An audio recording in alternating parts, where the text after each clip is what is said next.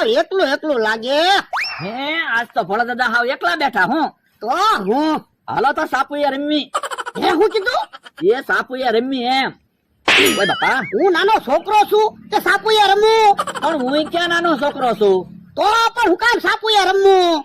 એ તમે નાના હતા ત્યારે સાપુયા રમતા? હા બહુ રમતો.